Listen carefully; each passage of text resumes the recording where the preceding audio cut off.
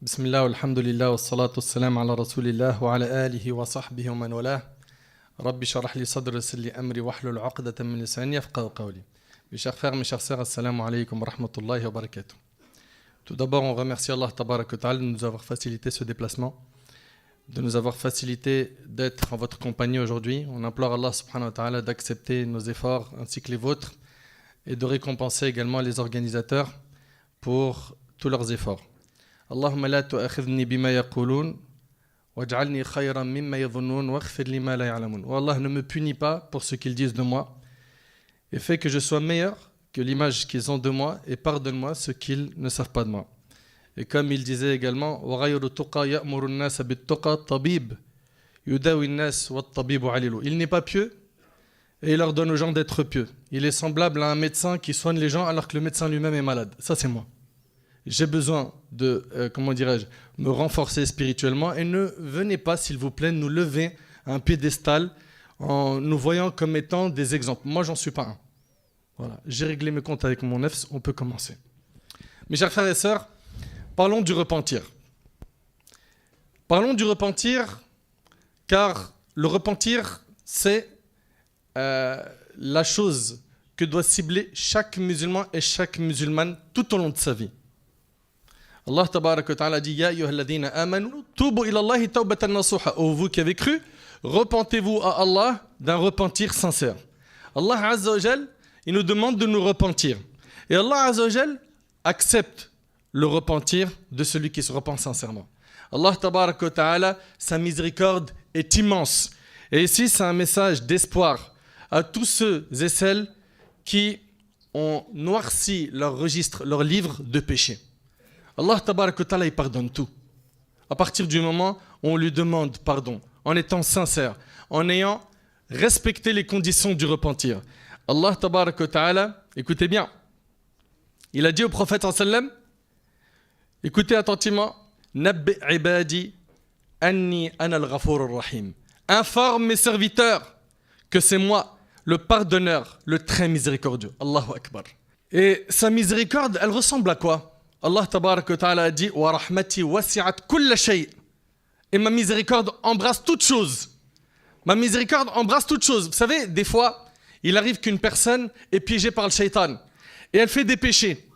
Elle glisse, elle se retrouve à glisser de plus en plus. Et après, elle se dit je suis trop sali pour pouvoir revenir vers Allah. Allah ne va pas accepter mon repentir si je reviens à lui. Réfléchis.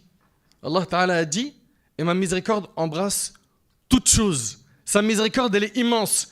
Penses-tu, mon frère ainsi que toi, ma sœur, que ton péché, il est plus grand que la miséricorde d'Allah? Méditez un instant, s'il vous plaît. Nos péchés, quoi qu'ils aient atteint, vous pensez qu'ils sont plus grands que la miséricorde d'Allah? Si tu dis ça, mais c'est grave. C'est très grave. Allah tabarak wa ta'ala, il accepte le repentir de celui qui se repent. Et subhanallah, il y a des textes qui font vraiment plaisir. Regardez ce hadith, le prophète sallallahu alayhi wa sallam, il rapporte lorsqu'Allah créa la création, il décréta dans son livre pour lui-même et qu'il mit sur le trône, ma miséricorde domine ma colère. Ma miséricorde domine ma colère et c'est rapporté par le Bukhari. Et dans un hadith, le prophète sallallahu alayhi wa sallam a dit, Allah divisa la miséricorde en 100 parties. Vous écoutez attentivement s'il vous plaît? Allah divisa la miséricorde en 100 parties. Il en a retenu auprès de lui 99. Il y en a 99 des miséricordes qui nous attendent le jour du jugement. 99 miséricordes qui nous attendent le jour du jugement. Et il en a fait descendre une seule sur 100 de ces miséricordes fait dunya sur cette terre. C'est de cette partie que provient la miséricorde qu'éprouvent les créatures entre elles. Subhanallah, vous avez vu la rahma que peuvent avoir les humains entre eux et même les animaux entre eux. Ça, c'est une parmi les 100 miséricordes qu'Allah tabarak wa ta'ala a fait descendre ici dans cette dunya. Ahbab al-Kiram, j'avais déjà raconté cette histoire, elle est vraiment très puissante. Un parmi les prédicateurs, il était assis avec des jeunes. Et il leur a demandé quel est le plus grand bienfait d'Allah sur nous. Et je vous pose la question, c'est quoi le plus grand bienfait d'Allah sur nous? Levez la main, rapidement. Donnez-moi des petites réponses vite fait. Oui? La santé? La miséricorde d'Allah? Continuez ici? Oui? L'islam? Très bien. Toi, parce que tu l'avais déjà entendu l'histoire.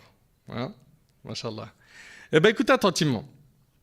Il y en a un qui a dit c'est la santé. On marche, on est en bonne santé, d'autres, ils sont handicapés. Un autre, il a dit, moi je vois avec mes yeux, d'autres sont aveugles. Donc, de voir avec ses yeux, c'est l'un des plus grands cadeaux qu'Allah il a donné. Un autre a dit, c'est l'argent. Un autre, il a dit, c'est les parents, le fait d'avoir la famille. Et ils ont commencé comme ça à étaler leurs réponses. Et puis, le plus jeune d'entre eux, il s'est levé en disant, je pense que le plus grand bienfait qu'Allah nous a accordé, c'est qu'Allah est notre Seigneur et pas un autre. Méditez bien sur la profondeur des paroles. Il a dit, je pense que le plus grand bienfait qu'Allah nous a accordé, c'est qu'Allah c'est notre Seigneur. Il a dit, le fait qu'Allah soit notre Seigneur est le plus grand cadeau.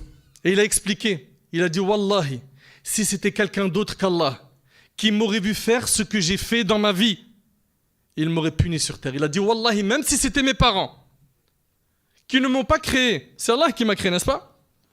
Et qui n'ont pas fait circuler le sang dans mon corps, s'ils avaient vu le quart de ce qu'Allah a vu de moi, ils m'auraient puni. Allahu Akbar. Et regardez Allah subhanahu wa ta'ala ce qu'il voit de nous. Des péchés en public, des péchés en secret.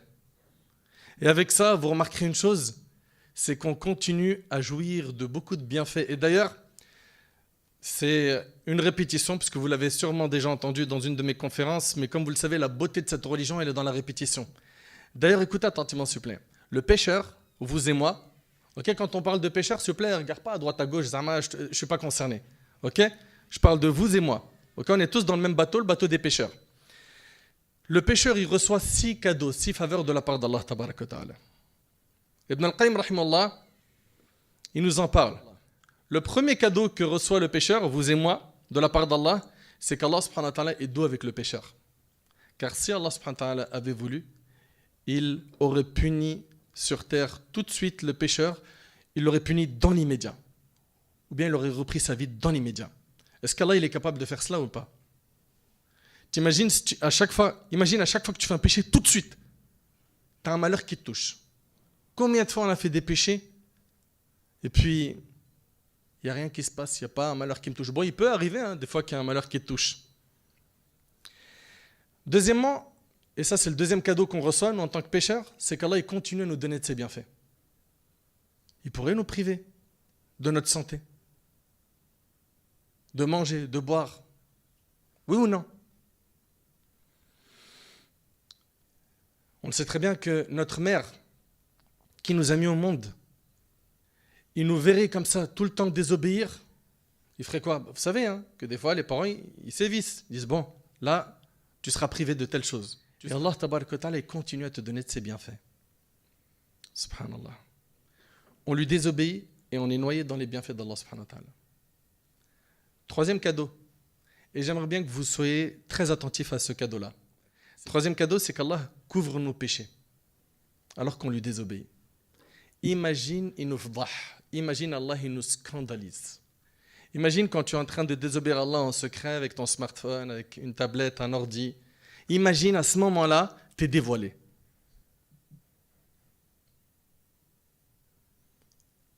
Quelle aurait été notre situation? C'est terrible d'y penser. C'est vrai, c'est pas vrai. Mais Allah, tabarak wa ta'ala, le généreux, le miséricordieux, il cache nos péchés. Et c'est pas tout. Et il récompense ceux qui cachent nos péchés. Allahu Akbar. Méditez bien sur ce point. On a bien un hadith que celui qui cache les défauts de son frère, dans cette vie, Allah il lui cache les siens le jour du jugement, oui ou non? Donc subhanallah, il cache mes péchés. Il cache mes péchés. Je désobéis à Allah. Allah il le récompense. Allahu Akbar. Pendant une période de sécheresse où tout le monde attendait la pluie avec impatience, le prophète Moussa alayhi salam, vous connaissez le prophète Moussa alayhi salam?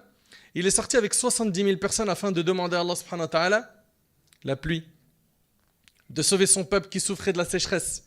Allah tabarak wa ta'ala lui a fait savoir que la pluie ne tomberait pas tant que parmi eux se trouvait un homme grand désobéissant, dont les grands péchés et la désobéissance étaient une malédiction qui privait la faveur des pluies. Cet homme, il avait désobéi à Allah pendant 40 ans. Pendant 40 ans. Donc Allah subhanahu wa ta'ala recommanda à Moussa de l'éloigner de leur terre. Sortez cet homme qui est une malédiction, sa présence fait que la pluie ne tombera pas. Sortez-le du groupe des 70 000. Vous suivez? Ils sont 70 000 et à cause d'une personne, la pluie ne tombe pas. Moussa, il rassemble ses sujets et il les a mis au courant de la raison de l'absence des pluies. Le pécheur qui se trouvait parmi l'assemblée, il n'a pas osé se distinguer, il n'a pas osé dire « c'est moi ». Vous imaginez un peu, essayez d'imaginer que vous êtes à sa place et que vous allez sortir comme ça d'un groupe où tout le monde sait que c'est à cause de vous que la pluie ne tombe pas, c'est à cause de vos péchés. C'est humiliant, on est d'accord? Subhanallah. Et cet homme, bien sûr, il a senti une très grande gêne. Et qu'est-ce qu'il a fait? Il a demandé pardon à Allah tabaraka wa ta'ala. Il a demandé à Allah subhanahu wa ta'ala de lui pardonner et il a promis à Allah de ne plus y retomber. Et il a dit à Allah, ne dévoile pas ma désobéissance. Sois clément avec moi. Qu'est-ce qui est arrivé à ce moment-là? La pluie a commencé à tomber. Et Moussa a dit, Ya Allah, la pluie est tombée alors que personne n'est sorti. Et là, Allah tabaraka wa ta'ala dit, c'est pour exprimer ma joie de voir se repentir cet homme qui m'a désobéi pendant 40 ans. Moussa demande à Allah, indique-le-moi pour que je le félicite. Allah lui a dit, comment veux-tu que je le dénonce le jour de son repentir alors que je l'ai couvert pendant 40 ans? Allahu Akbar. Allahu Akbar. Vous avez vu la miséricorde d'Allah, comment elle est immense? Franchement, mais pourquoi est-ce qu'on ne revient pas vers Allah subhanahu wa ta'ala? D'ailleurs, le repentir, c'est le fait de revenir vers Allah subhanahu wa ta'ala. Notre prophète Mohammed sallallahu alayhi wa sallam, c'est notre modèle. Il demandait pardon à Allah 70 fois par jour, dans une version 100 fois par jour. Et nous, combien de fois on demande pardon à Allah après les péchés du regard, les péchés des oreilles, de ce qu'on écoute, comme médisance et autres désobéissances? Combien de fois on demande pardon à Allah pour ce qu'on a prononcé? Des moqueries, des gros mots, des mensonges, des calomnies. Combien de fois?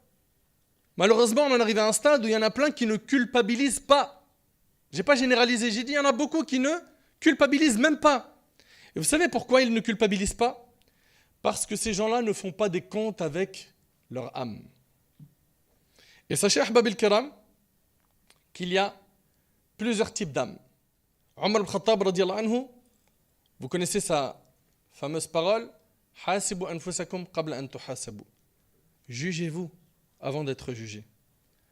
Nous, on n'arrive pas à faire ça, non. Introspection, faire un bilan avec mon âme, non. Mais par contre, faire le bilan de ce qui se passe dans la vie des gens, ça oui. T'as vu un tel, il a dit quoi? T'as vu un tel, il fait quoi?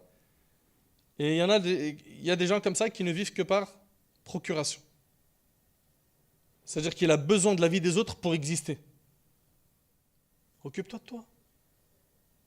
Le jour du jugement, tu seras ressuscité et jugé devant Allah seul. Le jour du jugement, on est jugé seul. Subhanallah, sache mon frère ainsi que toi ma soeur que l'âme est de trois types.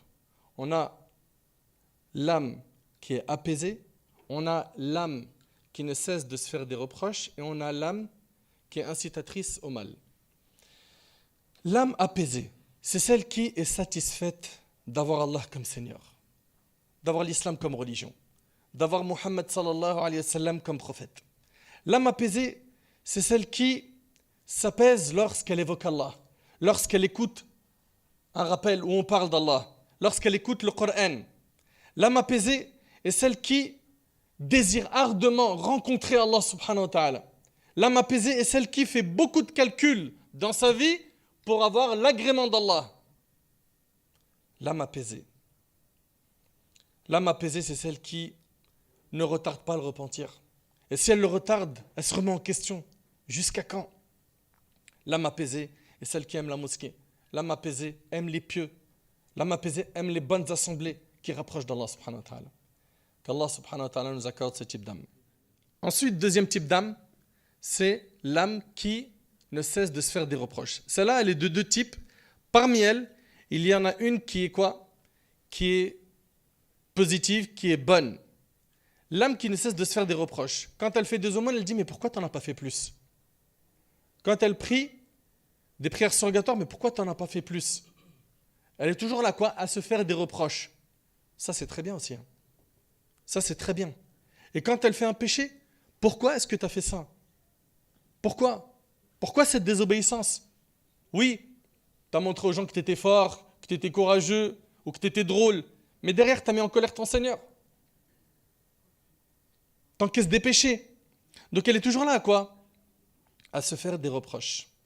Et on a pour terminer l'âme qui est incitatrice au mal. Qu'Allah nous préserve de ce type d'âme. C'est celle qui veut à tout prix sortir du chemin de la guidée pour le chemin de la perversion. Qui déteste le chemin de la sunna et qui préfère le chemin de l'innovation. C'est celle qui ne s'apaise que lorsqu'elle met en colère son Seigneur Azza wa Jal. C'est celle qui déteste les endroits qui rappellent Allah. C'est celle qui préfère se noyer dans l'insouciance et dans les péchés. Ça, c'est l'âme incitatrice au mal. Allah Ta'ala, il dit وَمَا أُبَرِّئُ نَفْسِي إِنَّ النَّفْسَ لَأَمَّارَةٌ بِالسُّوءِ.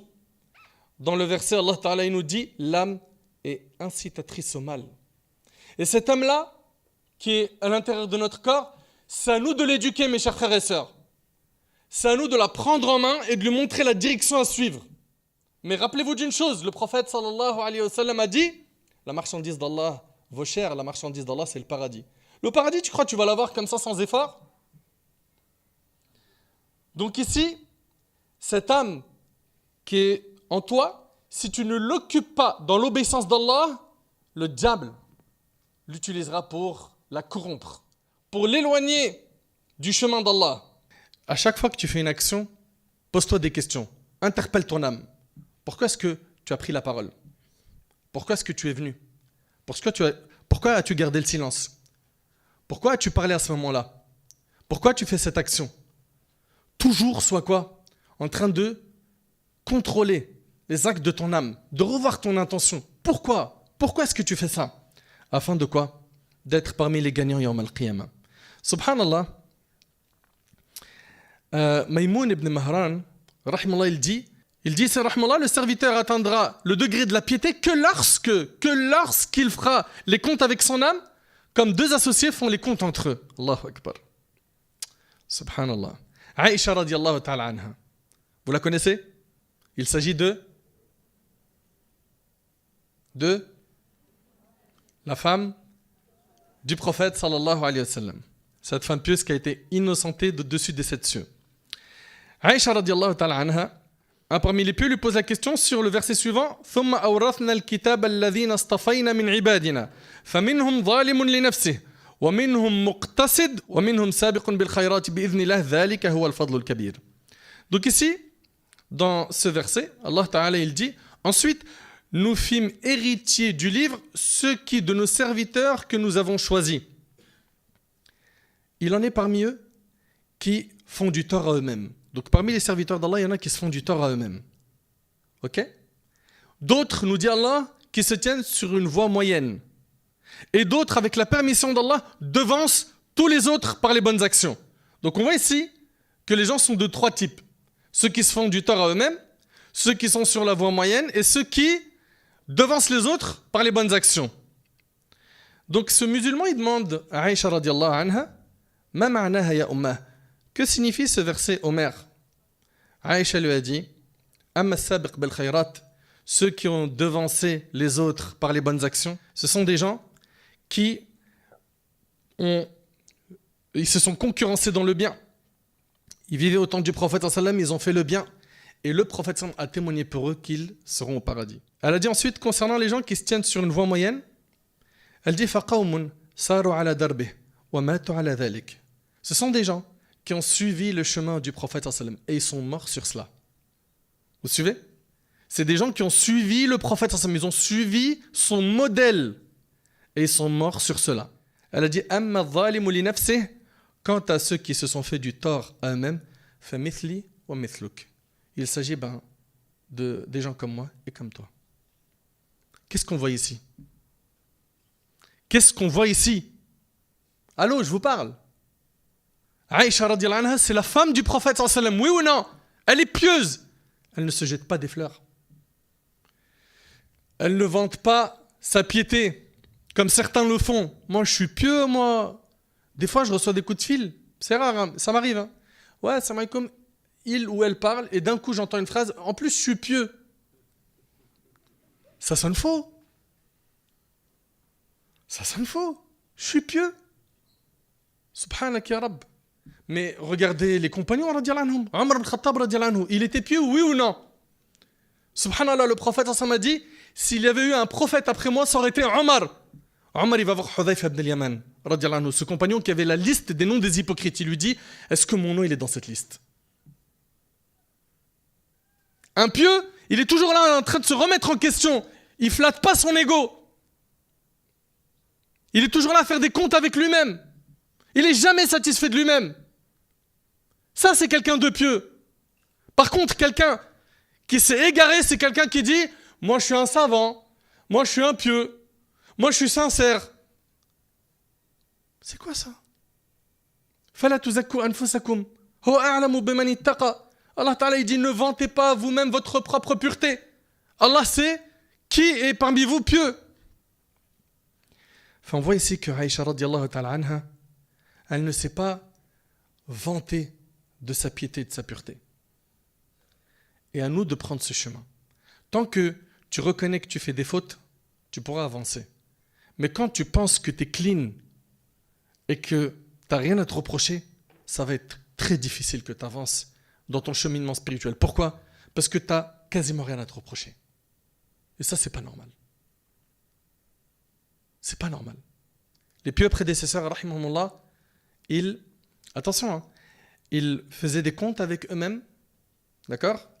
Mais ça ne veut pas dire par là qu'on doit quoi? Désespérer de la miséricorde d'Allah. Non. Regardez ici, Omar ibn Khattab, radiallahu ta'ala anhu, il est sur son lit de mort, après qu'il avait été poignardé. Omar ibn Khattab, il dit, j'aurais aimé sortir de cette dunya sans devoir quelque chose, ni qu'on me doit quelque chose. Et il a dit, si, par Allah, si j'avais l'équivalence de toute la terre en or, je l'aurais dépensé.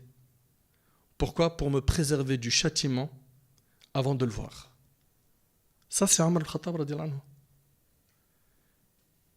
S'il avait l'équivalent de la terre en or, il l'aurait dépensé, pourquoi? Pour se préserver du châtiment avant de le voir. Allahu Akbar. Allahu Akbar. Mu'adh ibn Jabal radiallahu anhu, pareil.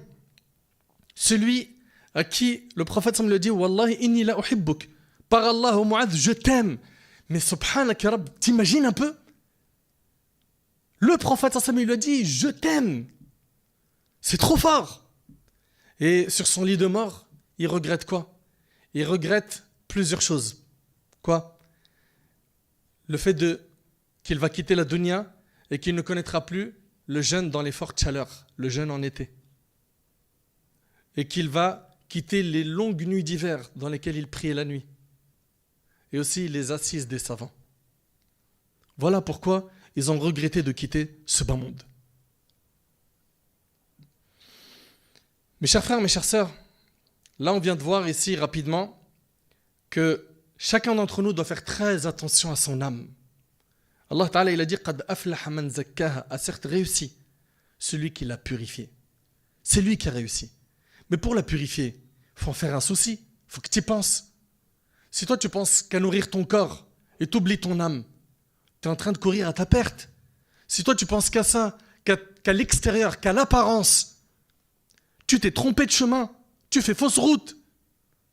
Tu es là en train de penser aux vêtements, au luxe, au repas. C'est tout. Je ne suis pas en train de dire que la personne n'a pas le droit de bien s'habiller. Le prophète m'a dit Inna Allah jamil yuhibbul jamal. Allah est beau et il aime la beauté. Non. Le problème ici, il est dans le fait que la personne se soucie d'une seule chose, c'est quoi? Son apparence. Que ça. Et vous avez oublié que le prophète, dans le hadith rapporté par Muslim, hadith Abi Hurayra, le prophète m'a dit Allah ne regarde ni vos corps ni vos apparences le jour du jugement. Mais regarde quoi? Vos cœurs et vos actes. Yawma la yanfa'u malun wala banun illa man ata Allah biqalbin salim. Le jour où ni les biens ni la famille ne sera d'aucune utilité, sauf celui qui se présente à Allah avec un cœur saint. Mes chers frères, mes chères sœurs, on disait tout à l'heure que le pécheur, il reçoit plusieurs cadeaux. On en a cité 3. La douceur, c'est-à-dire Allah ne le punit pas tout de suite. 2, il continue à lui donner de ses bienfaits. 3, on a dit quoi? Qu'il cache ses péchés. 4, après le péché, Allah ouvre la porte du repentir. Elle n'est pas fermée. Peu importe où tu te trouves, à n'importe quel moment, tu demandes pardon à Allah, Allah, il te pardonne. Imaginez que pour demander pardon, il faut aller dans un endroit précis, à une heure précise. Ça aurait été contraignant. Subhanallah, la porte, elle est ouverte. 5e, et ça c'est le 5e cadeau, Allah change les mauvaises actions en bonnes. Méditez bien, s'il vous plaît, sur ce point. C'est-à-dire une personne qui a désobéi à Allah pendant 51 ans. Pendant 51 ans, la personne n'a fait que des péchés. D'accord? Perversion, péché, etc. Eh bien, le jour où elle se repent, toutes ces années de péché se transforment en bonne action. Allah Ta'ala, il dit « Illa man taba wa amana wa amila amalan saliha fa ulaika yubaddilu Allahu sayyi'atihim hasanat » Sauf celui qui se repent, croit et accomplit une bonne œuvre, ceux-là, Allah changera leurs mauvaises actions en bonnes et Allah est pardonneur et miséricordieux. Et la 6e faveur, et celle-là, elle est un petit peu... Celle-là, elle est ajib, wallah, subhanallah. Il faut bien la méditer, celle-là, elle est très profonde. Celle-là, la 6e faveur accordée aux pécheurs, c'est que Allah aime ceux qui se repentent. D'accord? Je ne vois pas ce qu'il y a de spécial pour me dire une personne, n'est-ce pas? Ben écoutez bien. Une personne qui a désobéi à Allah pendant 10 ans, 20 ans, 30 ans, 40 ans par exemple. Le jour où elle revient à Allah, Allah il lui pardonne, mais en plus de ça, il l'aime. C'est-à-dire, essaye d'imaginer, on va prendre un exemple d'un voisin. Un voisin avec qui c'était tendu pendant des décennies. C'est parti jusqu'à des tribunaux, des menaces, c'était compliqué avec ce voisin. C'était très très très très dur. T'en as encaissé de toutes les couleurs avec lui. Ok? Ça a été difficile de le supporter. Il a fait la misère à ta femme, la misère à tes enfants, des insultes, des calomnies, des rumeurs sur les réseaux sociaux. Ça a pris une ampleur, mais c'était vraiment quelque chose d'insupportable. Puis après 30 ans de guerre, il tape à ta porte, il te dit, sans rancune.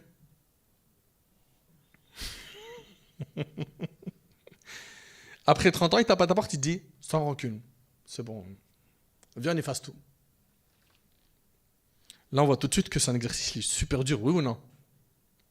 Pendant 30 ans, tu m'as fait la misère. Et là, tu tapes, tu me dis sans rancune. Avec Allah, tabaraka wa ta'ala, peu importe le nombre d'années dans lequel tu as été désobéissant, le jour où tu reviens à lui, non seulement il te pardonne, mais c'est pas tout. Il t'aime. T'imagines un peu si toi tu l'ouvres la porte, tu lui dis pas de problème mon voisin, je t'aime. C'est un exercice, il est fort ou pas? Oui ou non? Et bien là, Allah Ta'ala il nous dit Inna Allah yuhib at-tawabin wa yuhib al-mutatahhirin. Allah aime ceux qui se repentent et il aime ceux qui se purifient. Allahu Akbar. Franchement, qu'est-ce qu'on attend pour revenir vers Allah subhanahu wa ta'ala? Qu'est-ce qu'on attend pour faire un bilan avec nous-mêmes, pour demander pardon à Allah subhanahu wa ta'ala? Vous savez que la demande de pardon, ça a énormément de bienfaits. Énormément de bienfaits. Ça élimine la pauvreté. Ceux qui n'ont pas d'enfants, ça facilite d'avoir des enfants. Ça facilite les affaires. Ça donne de la force. Les savants, ils ont énuméré énormément de bienfaits de la demande de pardon. Tu as des soucis, l'istighfar. Tu as un besoin, istighfar. Istighfar, c'est-à-dire demander pardon à Allah, de dire astaghfirullah. Et attention, les petits péchés, l'istighfar suffira. C'est-à-dire de dire astaghfirullah. Les grands péchés, il leur faut un repentir sincère. D'accord? Chaque grand péché, il lui faut son repentir sincère. Le repentir sincère, ça a des conditions. Premièrement, c'est un regret qui émane du cœur. Le prophète il a dit an-nadamu tawba. Le fait de regretter, c'est un repentir. Pensez-y à ces péchés du passé. Est-ce que franchement, vous voyez que à chaque fois que vous y pensez, vous les regrettez? Ou non, il n'y a pas de regret. Franchement, c'était bien. C'est un exercice qui vient du cœur. Le regret. D'accord? Du cœur. Deuxièmement, c'est le fait de couper court avec le péché. Pensez aux relations amoureuses illicites, pensez à ce que vous écoutez d'illicite, pensez à tout ça. Coupez court. Si vous voulez qu'Allah subhanahu wa ta'ala, il vous pardonne et qu'il bénisse vos projets par la suite. Parce que les péchés sont un frein. Dans quoi? Dans tes projets, même dans ta subsistance. Également, et ça c'est le troisième point, c'est le fait d'être déterminé à ne plus le refaire. C'est-à-dire, je me suis détaché du péché, je le regrette, je suis déterminé à ne plus le refaire. C'est pas si une occasion se présente, allez, pourquoi pas. Non, non, non, non. Je suis déterminé à ne plus le refaire. Et si ce péché est attaché à un bien que tu as pris à quelqu'un, il faut lui rendre. Tu te débrouilles pour lui rendre. Fahbab al-Kiram, chacun d'entre nous doit revenir vers Allah subhanahu wa ta'ala et de garder en tête qu'Allah tabarak wa ta'ala, il pardonne, azza wa jal, il pardonne. Subhanallah, ce hadith-là, il est vraiment impressionnant. C'est un hadith qui remplit le cœur d'espoir. Hadith Anas qui est rapporté par Tirmidhi, où le prophète sallallahu alayhi wa sallam a dit qu'Allah tabarak wa ta'ala a dit, Allah azza wa jal dit, ô fils d'Adam, tant que tu m'invoques et tu espères en moi, je t'absoudrai malgré ce qui s'est produit de toi et je ne m'en soucierai pas. C'est-à-dire que je ne me soucierai pas du nombre de tes péchés. Tant que tu invoques Allah et que tu as espoir en lui, Allah il va te pardonner sans se soucier du nombre de tes péchés. Ô fils d'Adam, si tes péchés ont atteint les nuages du ciel, t'imagines un peu? Si tes péchés ont atteint les nuages du ciel et que tu me demandes pardon, je t'absoudrai sans m'en soucier. Ô fils d'Adam, si tu viens à moi avec la contenance de la terre comme péché et que tu me rencontres sans m'associer personne, je t'apporterai sa contenance comme absolution. La contenance de la terre comme absolution. Subhanallah. Et je termine avec un hadith qui est vraiment impressionnant. Subhanallah. D'après Abdurrahman ibn Jubayr, d'après Abu Tawil qui est venu chez le prophète et dans une autre version, un vieillard dont les sourcils descendent sur les yeux, s'appuyant sur une canne, arriva jusqu'à ce qu'il se mit devant le prophète. Puis il dit, écoutez bien, il a dit, que penses-tu d'un homme qui a commis tous les péchés, tant petits que grands, et si ces péchés étaient distribués aux habitants de la terre, il les ferait périr. Vous entendez ce qu'il demande au prophète? Il lui dit, qu'est-ce que tu dis d'une personne qui a fait tous les péchés, tant petits que grands? Ces péchés, même s'ils étaient distribués aux habitants de la terre, ils périraient. On voit bien que c'est une personne ici qui en a fait un paquet. Subhanallah. Après avoir dit cela, il a dit, que penses-tu de ce type d'homme? Y a-t-il pour cela un repentir acceptable? Le prophète lui a dit, es-tu devenu musulman? Il a dit, certainement, je témoigne qu'il n'y a point de divinité selon Allah et que tu es le messager d'Allah. Le prophète lui a dit, écoutez bien, tu fais les bonnes actions et tu abandonnes les mauvaises, ainsi Allah te les transformera toutes en bonnes actions. Regardez comment ici le prophète il trouve des solutions aux pécheurs. Vous avez vu comment le prophète il tend la main aux pécheurs? Et nous on doit être comme ça, leur trouver des alternatives, des solutions, leur tendre la main, ne pas leur jeter des pierres comme le font certains, ne pas les afficher comme le font certains, mais plutôt avoir beaucoup de miséricorde et aller vers eux.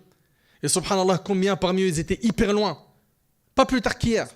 Ils sont revenus par la permission d'Allah subhanahu wa ta'ala sur ce chemin, le chemin de la guidée. Pourquoi? Parce qu'il y a eu des gens qui leur ont parlé avec quoi? Avec de la miséricorde, avec douceur, avec des bonnes paroles. Donc, le prophète sallallahu alayhi wa sallam a dit, tu fais les bonnes actions et tu abandonnes les mauvaises. Ainsi, Allah te les transformera toutes en bonnes actions. L'homme dit, même mes trahisons et mes perversions? Oui, lui répondit-il. L'homme a dit Allahu Akbar. Et il continua à répéter le takbir, à dire Allahu Akbar jusqu'à ce qu'il disparut de nos yeux.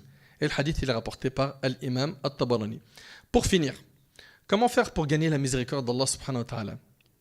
Soyez très attentifs s'il vous plaît. La première des choses, pour gagner la miséricorde d'Allah, il faut quoi? La foi, l'iman, l'islam, l'unicité d'Allah. Wa kana bil mu'minina rahima. Allah Ta'ala dit, et il est miséricordieux envers les croyants. 2. Obéir à Allah et à son prophète, sallallahu alayhi wa sallam. Wa ati'u Allah wa rasul la'allakum turhamun.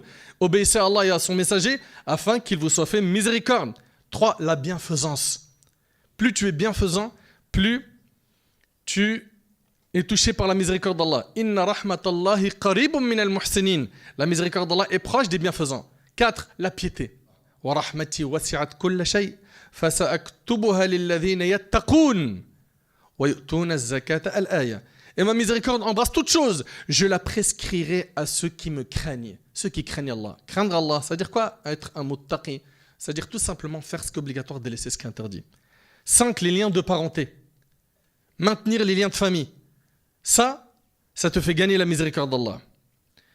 Allah Ta'ala a dit dans le hadith, je suis Allah, je suis le très miséricordieux Ar-Rahman. J'ai créé les liens de parenté, Ar-Rahim, et j'ai fait dériver leur nom de mon propre nom, celui qui les préservera. C'est-à-dire, il préserve les liens de parenté, je le préserverai. Et celui qui les rompra, je romprai avec lui, rapporté par Tirmidhi. Aussi, parmi les moyens de gagner la miséricorde d'Allah, le fait de chercher sa miséricorde. Dans le hadith de Thawban, le prophète a dit, le serviteur recherche certainement la satisfaction d'Allah et il reste comme cela. Puis Allah dit alors à Jibril, mon serviteur un tel cherche à me satisfaire. Ma miséricorde est certes sur lui.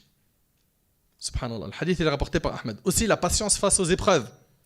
وَبَشِّرِ الصَّابِرِينَ الَّذِينَ إِذَا أَصَابَتْهُمْ مُصِيبَةٌ قَالُوا إِنَّا لِلَّهِ وَإِنَّا إِلَيْهِ رَاجِعُونَ أُولَئِكَ عَلَيْهِمْ صَلَوَاتٌ مِّن رَّبِّهِمْ وَرَحْمَةٌ وَأُولَئِكَ هُمُ الْمُهْتَدُونَ. Et fait la bonne annonce aux endurants qui disent quand un malheur les touche, Inna lillah wa inna ilayhi raji'un. Ça veut dire, certes, nous appartenons à Allah et c'est à lui que nous retournerons. Ceux-là reçoivent des bénédictions de leur Seigneur ainsi que la miséricorde. Ils ont patienté face aux épreuves. Et ceux-là sont les bien guidés. Également, pour recevoir la miséricorde, sois miséricordieux envers les gens. Le prophète a dit, ceux qui sont miséricordieux, Allah sera miséricordieux envers eux. Soyez miséricordieux envers les habitants de la terre. Celui qui est dans le ciel sera miséricordieux envers vous, rapporté par Abu Daoud selon Ibn Amr. Et également, et ça c'est le dernier point, c'est le dua. Demandons à Allah subhanahu wa ta'ala dans le dua et faisons de ce souci un grand souci, celui d'avoir la miséricorde d'Allah subhanahu wa ta'ala. Le dua. Demandons à Allah pendant ce sujoud, à tout moment, Ya Rab, fais-moi miséricorde. Ya Allah, j'ai besoin de ta miséricorde. وأيوب إذ نادى ربه أني مسني الضر وأنت أرحم الراحمين فاستجبنا له فكشفنا ما به من ضر وآتيناه أهله ومثلهم معهم رحمة من عندنا وذكرى للعابدين. Et Ayoub, quand il implora son Seigneur, le mal m'a touché, mais toi tu es le plus miséricordieux des miséricordieux. Nous l'exaucâmes, enlevâmes le mal qu'il avait, lui rendîmes les siens et autant qu'eux avec eux par miséricorde de notre part et en tant que rappel aux adorateurs. Regrettons les péchés qu'on a commis et après la conférence, immédiatement, on fait un point avec nous-mêmes et on commence à se fixer des objectifs sérieux. L'objectif principal de ta vie, c'est l'éducation de ton âme. Comment je vais m'y prendre? Je vais soigner les obligations. Je vais m'écarter des interdits. Je vais multiplier le fait de faire des prières surrogatoires, des sunnas de manière générale. Je vais fréquenter des pieux. Je vais apprendre mon dîn. Je vais écouter plus de rappels. Et petit à petit, en faisant des efforts, tu verras qu'Allah Ta'ala t'ouvrira les portes qui mènent à lui. J'implore Allah Subhanahu wa Ta'ala de nous pardonner, de nous faire miséricorde. J'implore Allah Subhanahu wa Ta'ala de faire de nous des gens pieux. J'implore Allah Azza wa Jal d'accepter de notre part. Allah Subhanahu wa Ta'ala an yanfa'ani bima qultu wa yanfa'akum bima sami'tum. هذا ما أعلم والله عز وجل أعلى وأعلم سبحانك اللهم بحمدك أشهد أن لا إله إلا أنت أستغفرك وأتوب إليك حفظكم الله ورعاكم وآخر دعوانا الحمد لله رب العالمين.